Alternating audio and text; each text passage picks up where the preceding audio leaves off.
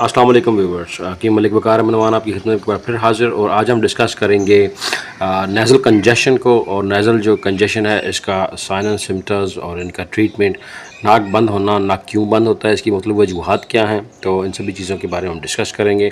और आज आपको हम एक मेडिसिन का रिव्यू भी देंगे, साथ साथ इसके फ़वाइद और नुकसानात भी बताएंगे कि इसके फ़वाइद और नुकसानात क्या हैं। नेज़ल कंजेशन की मुख्तलिफ वजूहात हैं। साइनोसाइटिस जो एक मेन रीज़न होती है नेज़ल कंजेशन की। अच्छा, उसके अलावा नज़ला और जो ज़ुकाम है, अगर जैम हो जाए, आपका जो म्यूकस है वो बेसिकली स्टक हो जाए आपके नेज़ल कैविटीज़ की, नाक की जो रतूबात हैं और नाक के अंदर जो झिल्ली है उसके अंदर अगर वो जम जाए तो उससे भी नेज़ल कंजेशन हो जाता है। तो ये जो मेडिसिन है ज़ाइनोसिन का जो फार्मूला है बेसिकली ये है ज़ाइलोमेटाज़ोलिन और हाइड्रोक्लोराइड। ये कंपोजिशन एक ही है, इसका जो केमिकल नेम है, जेनेरिक नेम है, और इसको मोस्टली जो ओवर द काउंटर मेडिसिन में इस्तेमाल की जाती हैं या नाम लिया जाता है वो है ज़ाइनोसिन। 15 ml है। नेज़ल स्प्रे से कहा जाता है, जिस तरह नेज़ल ड्रॉप्स डाले जाते हैं, नेज़ल स्प्रे है। म्यूकस जो आपका नेज़ल जो कैविटीज़ के अंदर स्टक हो जाता है, स्टिकी नोज़ है बेसिकली, उसके लिए ये उसको रिलीफ देता है। स्टिकी नोज़ में मोस्टली बच्चों का या बड़ों का या बुज़ुर्गों का बहुत ज़्यादा प्रॉब्लम होता है। उसमें आपका सांस लेने का जो अमल है वो मुतासर हो जाता है।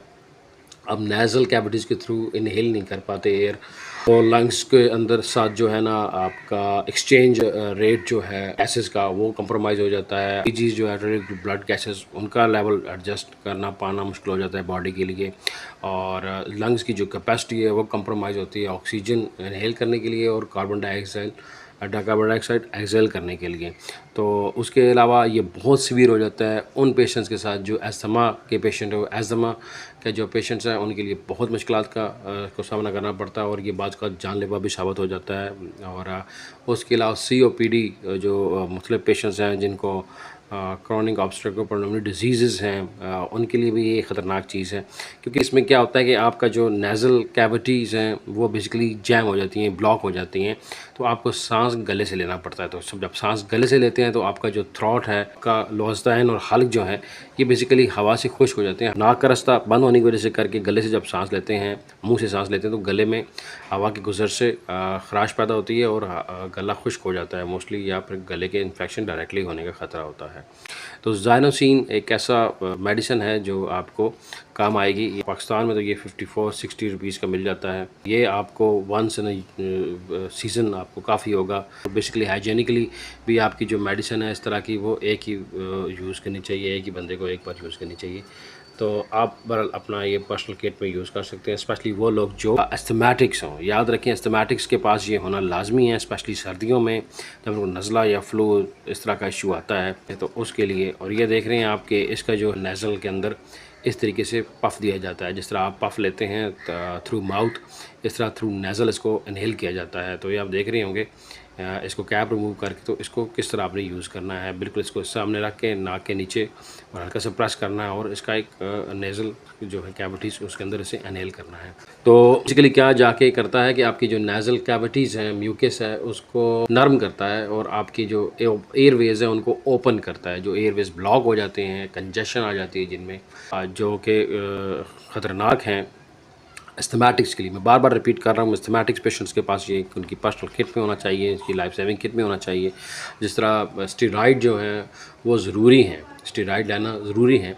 तो स्टेरॉइड का जो इनटेक है वो मस्ट है, जिस तरह इमरजेंसी केसेस में एस्थमेटिक के। और उसके ऊपर मैंने एक वीडियो बनाई है, वो ज़रूर देखिएगा। और अस्थमा के बाकी पेशेंट्स के बारे में मैंने वीडियो बनाई है कि आप अस्थमा को कैसे हैंडल कर सकते हैं। अस्थमा बेसिकली इनक्योरेबल है, इसका इलाज नहीं है, लेकिन लाइफ स्टाइल को कैसे मेनटेन करके अस्थमा को कंट्रोल कर सकते हैं। तो ये आपकी किट में शामिल होना चाहिए, आप याद रखिएगा। और जो सबसे काम की बात आपको बताने जा रहा हूँ कि इन मेडिसिन आप नहीं यूज़ कर सकते छोटे बच्चों के लिए, जो शीरख्वार हों, छोटे जो दूध पीते बच्चे हों, 2 से 4 साल, 2 साल तक बच्चा जो दूध पीते हैं उनके लिए, और उनसे बड़े बच्चों के लिए भी एक्सेप्टेबल नहीं है।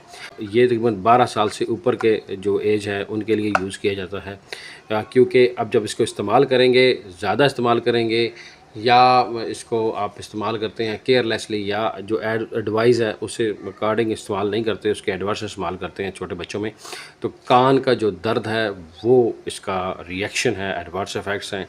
याद रखिएगा, अगर आप ख़ुद भी इसको बहुत ज़्यादा इस्तेमाल करते हैं, excess in everything is bad.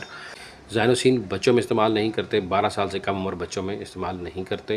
अगर आप करते हैं तो विद द ग्रेट केयर और with the prescription of doctor ये मेडिसिन इस्तेमाल करें। हम आपसे मिलते हैं नेक्स्ट वीडियो में, तब तक इजाज़त दीजिए। अल्लाह हाफिज़।